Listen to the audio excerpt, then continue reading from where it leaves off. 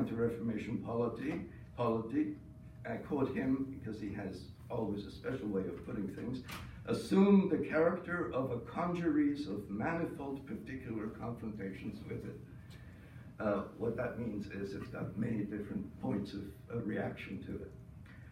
The argument I am making is that by disentangling the separate strains of this reform dynamic, we can develop a more nuanced understanding of it and are consequently in a better position to understand the nature of the debates within governing circles on policies to be adopted.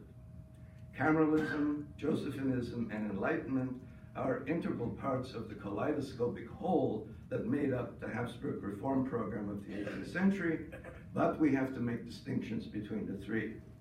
Though they have much in common, it is where they differ that goes to the heart of the reform dynamic of enlightened absolutism in the Habsburg monarchy.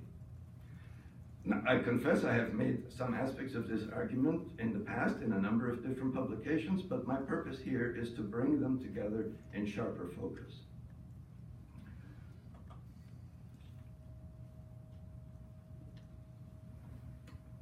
We might begin by reminding ourselves that as political economists, the Cameralists shared the mercantilist premises of limited wealth and national self-sufficiency, and that much of the social and political reform program advocated by them had a primarily fiscal focus.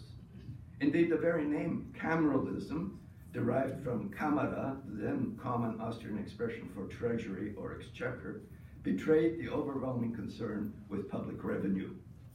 This was also Haugwitz's primary concern, and his intellectual debt to the Cameralists, particularly to Wilhelm von Schröder, has long been acknowledged. Haugwitz's strong interest in the economics of Cameralism is equally evident from his invitation of one of the most prominent German Cameralists, Johann Heinrich Gottlob von Justi, to come to Vienna in order to introduce courses in economics and public finance at the recently founded civil service training academy called the Theresianum.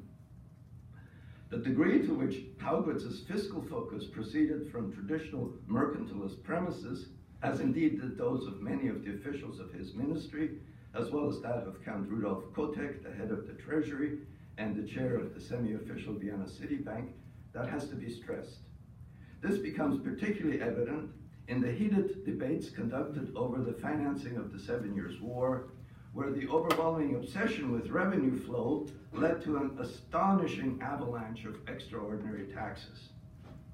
The critique of these taxes, best articulated by State Chancellor Kaunitz, heralded a new perspective, which was to gain momentum in the post-war years. And here's what Kaunitz had to say. It does not require much reflection or any profound insight to invent all kinds of ways and means of squeezing money out of our subjects. He who wishes to do so in a manner both reasonable and beneficial to the monarch and to the state, however, must first devote an equal measure of zeal to increasing the subjects' wealth so that they might bear this additional burden.